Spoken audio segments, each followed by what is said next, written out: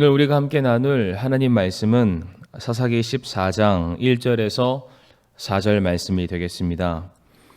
삼손이 딥낫에 내려가 딥낫에서 블레셋 사람들의 딸들 중에 한 여자를 보고 올라와 자기 아버지와 어머니에게 고하여 이르되 내가 딥낫에서 블레셋 사람들의 딸들 중에 한 여자를 보았사온즉 이제 나를 위하여 그녀를 데려와 아내로 주소서 하니 그때 그의 아버지와 어머니가 그에게 이르되 내 형제들의 딸들 가운데나 혹은 내 온 백성 가운데에 결코 여자가 없어서 내가 가서 할례받지 않은 블레셋 사람들에게서 아내를 취하려 하느냐 하매 삼손이 자기 아버지에게 이르되 그녀가 나를 매우 기쁘게 하니 나를 위하여 그녀를 데려오소서 하였더라. 그러나 그의 아버지와 어머니는 그것이 주에게서 나왔음을 알지 못하였고 또 그때에 블레셋 사람들이 이스라엘을 지배하였으므로 그분께서 블레셋 사람들을 칠 기회를 찾고 있음을 알지 못하였더라. 아멘. 함께 오늘 말씀을 위해서 기도하겠습니다. 하나님 아버지 감사를 드리옵니다. 이 시간 우리들에게 주실 하나님의 말씀을 인하여 감사를 드리오며 지금 우리가 살아가고 있는 이 영적인 우리가 하나님 이 죄악 가운데에 우리가 어떻게 하면 우리가 말씀으로 승리할 수 있을지, 어떻게 해야 우리가 거룩한 주의 백성으로 살아갈 수 있을지를 오늘 말씀을 통해서 알게 하여 주시옵소서. 오늘 모든 예배의 시정일관을 주님의 손에 맡겨드리옵니다. 감사드리오며 이 모든 말씀 살아계신 예수 그리스도의 이름으로 기도하옵니다. 아멘. 오늘은 사사기 14장 1절부터 4절까지의 말씀을 통해서 삼손과 침례 요한이라는 제목을 함께 말씀을 나누겠습니다.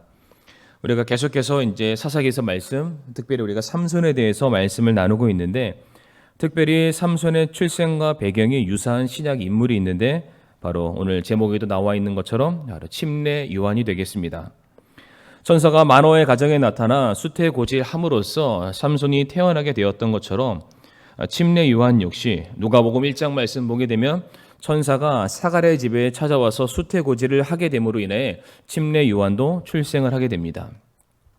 삼손이 이스라엘의 구원을 위해서 부름을 받게 되었다면 침례 요한 역시 이스라엘의 구원을 위한 사역을 위해서 부름을 받게 됩니다. 마태복음 11장 10절 말씀에 기록된 바 보라 내가 내 사자를 내 얼굴 앞에 보내노니 그가 내 앞에서 내 길을 예비하리라 하신 말씀이 가리키는 자가 곧 이 사람이니라 라고 되어 있습니다. 침례 요한은 주의 길, 이스라엘 백성을 구원하실 메시아를 소개하고 그분께서 모든 사역을 감당하시도록 모든 사전 작업을 마련해 놓는 역할이 바로 침례 요한의 사역이었습니다. 그래서 이 일을 위해서 태어나게 된 침례 요한이 어떠한 모습으로 자라게 되냐면 누가복음 1장 80절 말씀에 아이가 자라며 영이 강하게 되고 이스라엘에게 자신을 나타내는 날까지 광야에 있더라 라고 성경은 말합니다. 침례 요한은 하나님이 주시는 능력으로 말미암아 강하게 되었습니다. 죄악 많은 세상 속에서 오직 구원자 되시는 메시아를 증거함에 있어서 조금도 부족함이 없는 사람으로 준비가 되어져 갔습니다. 이렇게 영적으로 충만해진 침례 요한이 머물렀던 장소를 방금 전에 봤던 누가복음 1장 80절 말씀 보게 되면 그가 광야에 있었다라고 말합니다. 침례 요한이 있었던 그 광야가 가지고 있는 장소에 특별한 의미가 있습니다. 제가 설교 중에 아마 한두 번 정도는 말씀드렸던 것 같은데 광야는 히브리 말로 미드바르라고 있습니다. 미드바르는 두 단어의 합성어인데 무엇으로부터의 미라는 단어와 말하다의 다바르 이 두 단어가 합쳐졌을 때 미드바르 광야가 되는 것입니다. 각각의 단어가 가지고 있는 뜻을 가지고 그대로 직역을 하게 된다면 그곳에 말씀이 있다. 그곳으로부터 말씀이 전해졌다라는 뜻으로 우리가 이해할 수 있습니다. 그러니까 지금 침례 요한이 광야에 머물게 되었던 것은 다른 것이 아닙니다. 자신이 예비해야 될 주의 길이 무엇인지 또한 자기의 삶을 통해서 이루고자 하시는 하나님의 뜻이 무엇인지를 그가 분명히 하고자 하나님의 말씀을 듣기 위해서 말씀이 시작되는 곳 광야로 그가 떠나게 되었습니다. 침례 요한은 다른 사람들로부터 또한 다른 환경과 상황들로부터 영향을 받아 지금 자기가 마땅히 감당해야 될 주의 길을 예비하는 모든 사역에 차질을 빚을까 봐 모든 사람들의 관심과 모든 사람들의 필요로부터 그가 따로 분리되어서 그가 광야에 머물기를 힘썼습니다. 이와 같은 삶을 살았던 침례 요한을 향해서 예수님은 무엇이라고 말씀하셨냐면 마태복음 11장 11절 말씀에 진실로 내가 너희에게 이르노니 여자에게서 태어난 자들 가운데 침례자 요한보다 더 큰 자가 없다라는 말씀을 하시게 됩니다. 여자에게서 태어난 자들 중에 침례 요한보다 더 큰 자가 없다. 성도님, 여기서 크다 함은 침례 요한의 키가 컸다 함을 말하지 않습니다. 여기서 큰 자란 군대의 선봉에 서서 깃발을 드는 자, 기준이 되는 자, 모범이 되는 자, 그 사람을 따라갔을 때 항상 승리가 있는 그와 같은 사람을 의미하는 단어가 되겠습니다. 성도님들, 지금까지 제가 소개해드린 침례 요한의 삶은 어떻습니까? 우리가 지금까지 살펴보았던 삼손과 굉장히 많은 유사점을 가지고 있습니다. 침례 요한의 경우에는 여자가 낳은 자 중에 가장 큰 자라고 되어 있는 반면에 삼손은 여자가 낳은 자 중에 가장 힘이 센 자이기도 했습니다. 침례 요한도 수태 고지를 통해 출생하였듯이 삼손 역시 수태 고지를 통해 그가 이 땅에 태어나게 되었습니다.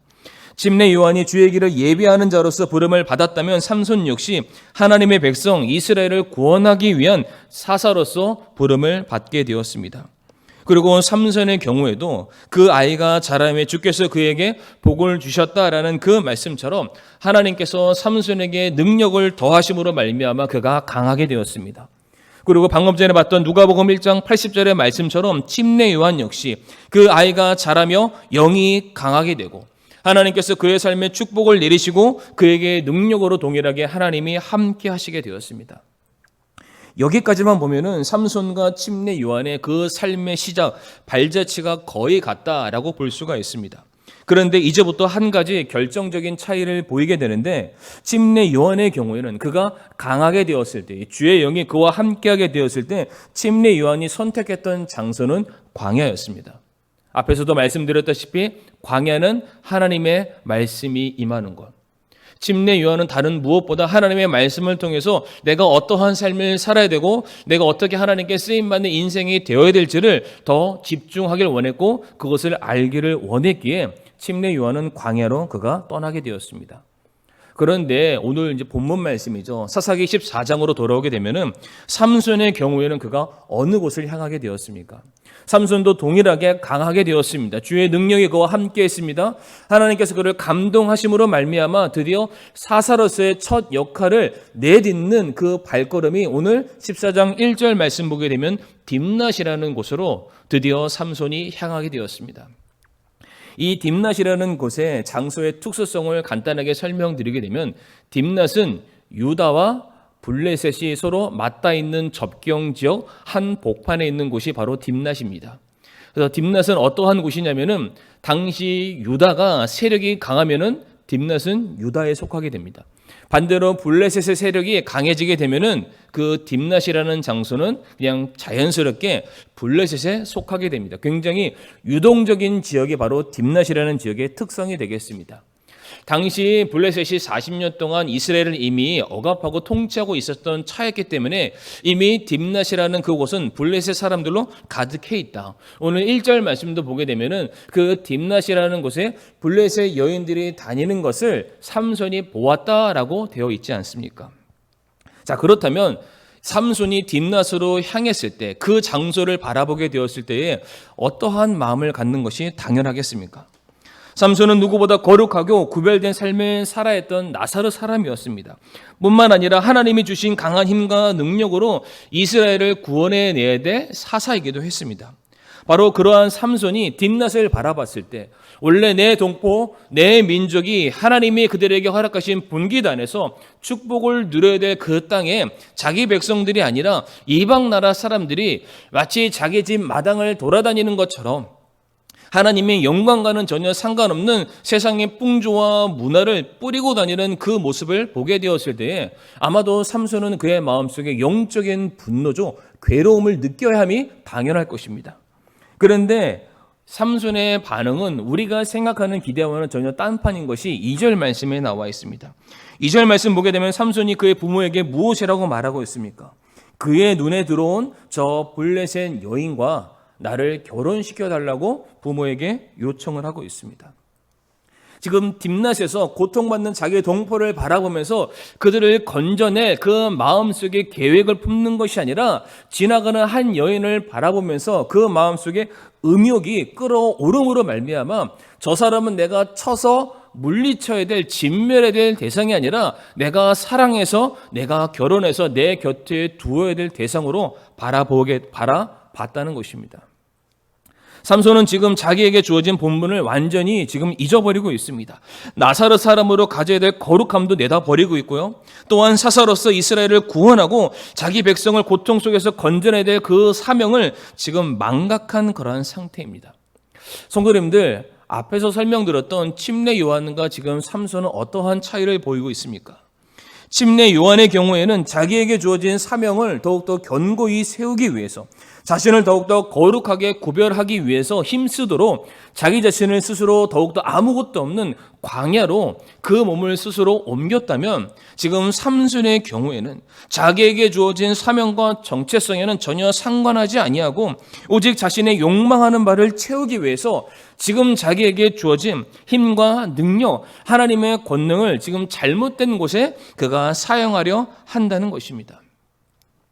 사랑하는 성도님들, 우리는 오늘이라는 시간, 우리가 어떠한 모습으로 지금 이 세상 가운데 서 있는가 한 번쯤은 우리가 생각해 보기를 원합니다.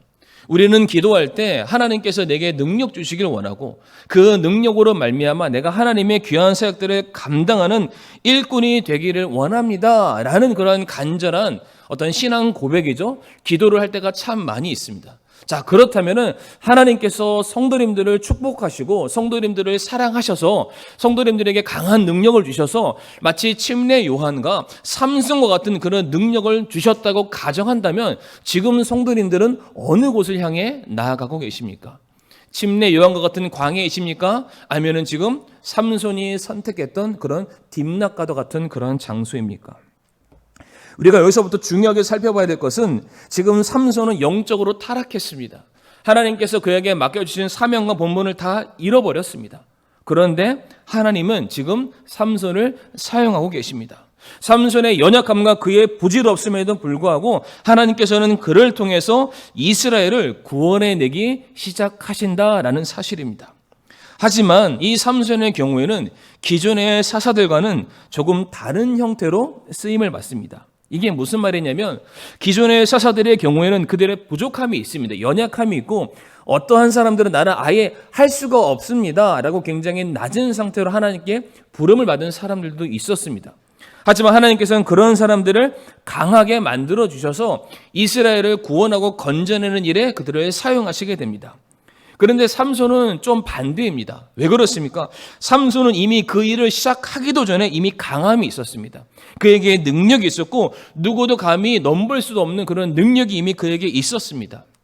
그런데 우리가 잘 아는 것처럼 삼손의 인생의 결말이 어떻습니까? 그는 그의 그 강함을 제대로 단 한 번도 사용한 적이 없습니다. 오히려 능력 있는 사람으로 칭송을 받는 것이 아니라 많은 사람들의 조롱거리, 놀림감이 되고 말았습니다. 그리고 그는 겪지 않아도 되는 그러한 고통을 겪는 그러한 뭐라고 말씀드릴까요? 그렇게 썩 본받을 만한 것이 없는 사사로서 그의 역할을 마무리하게 된다. 이건 우리가 잘 알고 있는 부분이기도 합니다. 성도님들, 우리가 오늘 삼손을 통해서 우리가 반드시 마음속에 기억해야 될 것이 무엇이냐면 하나님께서는 반드시 하나님의 뜻을 성취해 나가신다. 하나님은 우리와 상관없이 반드시 하나님께서 작정하시고 하나님께서 계획하신 그 일이기 때문에 우리의 순종과 우리의 불순종 여부와는 상관없이 하나님은 반드시 하나님의 일을 이루신다는 것입니다. 그런데 왜 하나님께서는 그와 같은 당신의 뜻을 이뤄가심에 있어서 사람들을 부르시고 사람들을 세우시는 것일까요? 그것은 그 사람의 능력이 필요하기 때문이 아닙니다. 하나님께서는 다만 그 사람을 통해서 하나님이 일하고 계심을 보여주시는 것이고 그 사람을 통해서 영광을 받으시고 존귀함을 받기 위해서 그를 부르시는 것이지 그 사람이 가지고 있는 힘이나 재능이나 은사가 필요하기 때문에 하나님께서는 그 사람을 불러 세우시는 것이 절대로 아니라는 것을 기억하시기를 바랍니다. 오늘 본문의 삼손은 어떠한 케이스였습니까? 삼손은 자신을 부르신 하나님의 뜻과 계획보다는 자기 속에 끌어오르는 욕망하는 것을 주체하지 못하고 아니, 자기 인생의 계획을 더 소중히 여기고 그것을 이루는 일에 있어서 하나님이 주신 모든 힘과 능력을 사용하는 그러한 온전치 못한 모습을 우리들에게 보이고 있습니다. 특별히 3절 말씀도 이 삼손이 블레셋 여인과 결혼하고 싶은 이유를 뭐라고 말하고 있습니까? 그녀가 나를 기쁘게 한다라고 말합니다. 단 한 번도 이 여인과 어떠한 시간을 가진 적도 없었던 그런 삼손이었지만 그의 눈에 보았을 때 마치 에덴 동산의 하와가 선악과를 바라보게 되었을 때 먹음직스럽고 지혜롭게 할 만큼 탐스럽게 보였던 그러한 그 정욕을 가졌던 것처럼 삼손도 동일하게 하나님께서 자신에게 맡겨준 사명을 다시금 기억하고 그것을 이루기 위해서 자신의 삶을 드리기보다는 자기의 욕망하는 바를 위해서 그것을 어떻게든 이루고자 하는 온전치 못한 모습을 우리에게 보여주고 있습니다. 그런데 오늘 본문 4절 말씀이죠. 이 4절 말씀 보게 되면은 제가 앞에서 설명드렸던 것처럼 하나님께서는 그러한 삼손의 부족함, 영적인 타락에도 불구하고 하나님은 하나님의 뜻을 이루어 가시게 됩니다. 4절 말씀을 다시 읽진 않겠지만 그 말씀을 눈으로 한번 보시길 바랍니다. 하나님께서는 삼손이 지금 이방 여인이죠.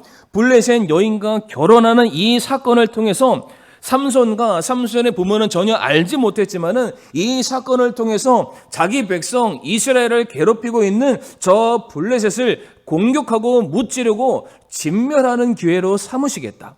다시 말해 하나님은 삼손과 상관없이 삼손이 가지고 있는 힘과 상관없이 하나님께서는 이스라엘을 향한 하나님의 뜻을 이루어 가신다라고 말씀하고 있습니다. 우리가 성경에 몇몇 가지 사례를 들 수 있습니다. 어떤 곳이 있냐면은 요나의 경우가 될 수 있습니다.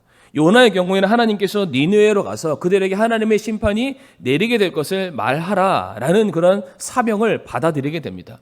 하지만은 그 자리에서 즉각적으로 요나는 순종하지 않고 도망을 가게 되었죠. 그러나 성도님들, 우리가 이미 알고 있는 바처럼 요나가 그가 도망쳤다고 해서 니느웨를 향한 하나님의 심판과 구원의 메시지가 중단되었습니까? 전혀 그렇지 않습니다. 오히려 하나님께서는 그런 요나의 연약함을 아시고 그가 처해 있는 모든 환경들과 상황을 주도해 가심으로 말미암아 하나님의 뜻을 이루게 만드시고 그 앞에 요나를 굴복하게 하나님께서 만드셨습니다. 가룟 유다도 마찬가지입니다. 가룟 유다 때문에 예수 그리스도의 십자가의 사역이 중단된 것이 아닙니다. 오히려 요한복음 13장 37절의 말씀 보게 되면 예수님께서 가룟 유다의 그 마음속에 사탄이 들어간 걸 보시고 속히 행하라, 나를 고발하라, 속히 네 마음속에 있는 그 계획대로 그렇게 해라 라고 예수님께서는 말씀하시는 그런 장면도 있습니다. 어찌 보면은 가룟 유다가 예수님을 팔아 넘겼기 때문에 예수님이 십자가에 못 박힌 듯 보이지만 모든 것들은 실은 하나님의 기록된 말씀대로 하나하나 둘씩 그것이 성취되고 있음을 우리가 너무나도 잘 알고 있지 않습니까? 요나도 그렇고 가룟 유다도 그렇고 그들이 하나님의 말씀과는 정반대의 길을 갔지만 하나님께서는 그러한 사람들의 불순종에도 상관하지 아니하고 하나님께서 이루고자 계획하신 그 뜻을 하나님께서는 차곡차곡 질서대로 이루어 나가신다. 그런데 성도님들, 중요한 것은 이 일 가운데 순종하지 않았던 요나와 유다는 어떠한 결과를 맞이하게 됩니까? 요나의 경우에는 그가 말씀에 순종해서 갔다면 그가 굳이 물속에 뱃속에 들어가는 그런 일들을 아마 경험하지 않았을지도 모르겠습니다. 뿐만 아니라 가룟 유다의 경우에는 예수님을 팔아 넘기는 그 과정들을 통해서 스스로 자책하게 되었고 자신이 한 모든 일들은 후회하다가 결국에는 예수님께로 간 것이 아니라 그냥 스스로 목숨을 끊는 잘못된 선택을 그가 맞이하게 되었습니다. 결론적으로 둘 다 하나님의 놀라운 구원의 역사에 위대한 종으로 쓰임 받을 수 있는 그 기회를 그들이 스스로 그냥 물리쳐냈다는 그런 사실입니다.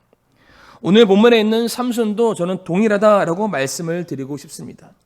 그는 어떻게 보면은 하나님께 택함을 받은 나사렛 사람이요, 또 이스라엘 백성들을 건져낼 사사로서 누구보다 나에게 맡겨준 사명감과 정체성을 가지고 자부심을 가지고 힘을 가지고 소망을 가지고 살아나가야 될 그런 사람이었습니다.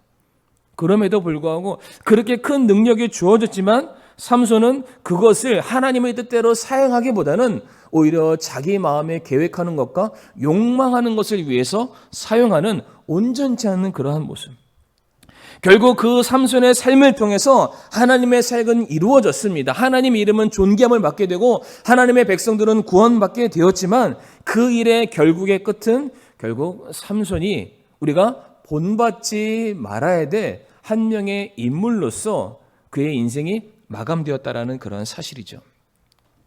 오늘 말씀을 이제 마무리하면서 오늘 설교의 제목이 삼손과 침례 요한이라고 제가 말씀을 드렸습니다. 그런데 부제목이 무엇이냐면은 이제 굳이 제목을 달자면 어떻게 쓰임 받기를 원하십니까? 이것이 부제목이 되었으면 합니다. 하나님께서는 여기 계시는 구원받은 모든 성도님들 각각을 향해서 놀라운 계획을 가지고 계십니다. 우리 성도님들 통해서 하나님의 영광이 드러나게 원하시고요. 우리 성도님들 개개인의 삶을 통해서 예수 그리스도의 십자가의 복음이 증거되기를 원하시고 하나님의 왕국의 놀라운 복음이 선포가 되기를 원하십니다. 그러하게 우리를 구원하셨고 우리를 자기 자녀 삼으셨고 지금도 우리가 살아갈 수 있는 우리들의 삶의 모든 필요들을 하나님께서 넉넉하게 지금도 채워주고 계십니다. 그런데 우리가 이 일들에 대해서 우리가 그것을 깨달아 순종하든 그것을 깨닫지 못하고 순종하지 않든 간에 하나님께서는 우리와 상관없이 하나님의 일을 이루어 나가시게 될 겁니다.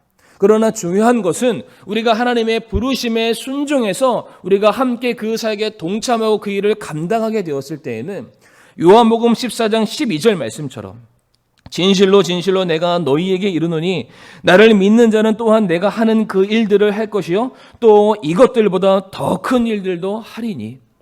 우리의 힘으로는 감당할 수 없는 일이지만 우리가 하나님의 말씀에 순종해서 주신 능력으로 일들을 감당하면은 우리가 할 수 있는 것보다 더 큰 일들도 얼마든지 감당할 수 있다라고 말씀하십니다. 그러나 반대로 우리가 하나님의 부르심과 그 사명에 순종하지 않고 불순종하게 된다면 우리가 삼손 같은 모습을 보이게 된다면 요나나 가룟 유다 같은 그런 모습을 보이게 된다면 하나님께서는 우리의 불순종과 상관없이 하나님의 일을 이루어 나가실 겁니다. 그러나 이제 우리에게 맡겨주셨던 모든 직책, 권한, 축복, 모든 그 은혜들은 이제 필요 없는 것들이 되니까 하나님께서 거두어 가시게 될 겁니다. 성경에 또 대표적인 인물이 누구누구 있습니까? 바로 엘리 제사장이 있고요. 바로 사울 왕이 있습니다. 그는 그들에게 맡겨준 직분과 책임에 그들이 성실히 임하지 않게 되었을 때에 엘리는 제사장의 직분을 빼앗기게 되었고 사울 왕은 그 왕의 권위가 누구에게로 넘어갔습니까? 다윗에게로 넘어가게 되었습니다. 하나님께서 자신의 필요와 뜻을 이루기 위해서 보낸 사람들이 그 일에 합당하게 임하지 않았을 때는 하나님께서 그 모든 것들을 거두어 가실 수도 있는 분이심을 우리가 결단코 잊어서는 안 된다는 것입니다. 우리 사랑하는 성도님들, 우리가 하나님의 뜻을 이룰 수 있는 하나님의 사역에 동참할 수 있는 이 놀라운 특권을 마치 우리가 아무것도 아닌 것처럼 발로 차버리는 굴러 들어온 목을 발로 차는 그런 모습이 우리에게 없기를 원합니다. 처음에 말씀드렸던 침례 요한은 성도님들 어떠한 삶을 살았습니까? 금욕주의의 삶을 살았습니다. 광야에서 살았고 낙타 털옷을 입었고 그리고 들꿀을 먹고 메뚜기를 먹으면서 마치 다른 사람들이 봤을 때 그냥 본받을 만한 것이 전혀 없는, 부러워할 것이 전혀 없는 어떻게 저런 삶을 살까라는 그런 인생으로 침례 요한은 평생을 살아왔습니다. 그러나 분명한 것은 침례 요한은 자기의 부르심이죠. 하나님께서 그에게 맡겨준 사명을 완수하기 위해서 오직 그것만을 이루기 위해서 모든 삶을 다 바치게 됩니다. 그리하였을 때에 주님께서 침례 요한을 이보다 더 큰 자가 없다. 주님께서 침례 요한을 그렇게 칭찬해 주시게 되었습니다. 반면에 오늘 본문의 주인공인 삼손은 어떻습니까? 이보다 더 강한 자가 없음에도 불구하고 이 사람처럼 되지 말자라는 우리가 교훈을 배우고 있지 않습니까?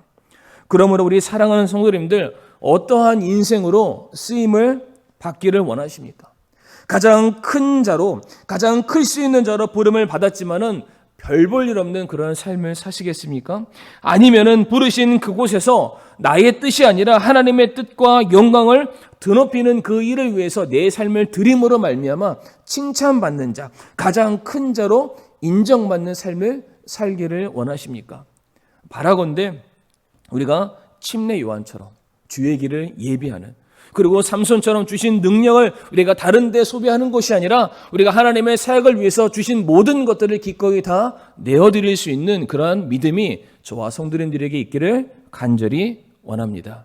이 시간 함께 우리가 말씀을 위해서 기도하도록 하겠습니다. 머리 숙여 우리가 눈 감고 함께 기도하겠습니다. 우리는 그분의 작품이요 그리스도 예수님 안에서 선한 행위를 하도록 창조된 자들이니라. 하나님께서 그 선한 행위를 미리 정하신 것은 우리가 그 행위 가운데 걷게 하려 하심이니라. 아멘. 하나님 아버지, 우리를 부르신 하나님의 뜻을 이루는 일에 우리가 사용되어지기를 원합니다.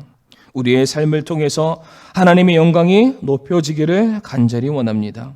하나님께서 보시기에 합당한 하나님께 기쁨을 돌려드리는 종으로서 우리가 세워질 수 있도록 인도하여 주시옵소서. 우리가 침례 요한처럼 가장 큰 자, 주의 일을 위해서 앞장서는 자가 될 수 있게 하여 주옵시고, 비록 그렇게 살진 못했지만은 삼손에게 주어진 그 힘과 능력을 마땅히 우리가 사용해야 될 곳에 우리가 사용함으로 잘하였다, 충성된 나의 종이라고 칭찬받는 우리의 모든 성도들 또 저희 삶이 될 수 있도록 축복하여 주시옵소서. 감사드리며 모든 말씀 살아계신 예수 그리스도의 이름으로 기도를 드리옵니다. 아멘.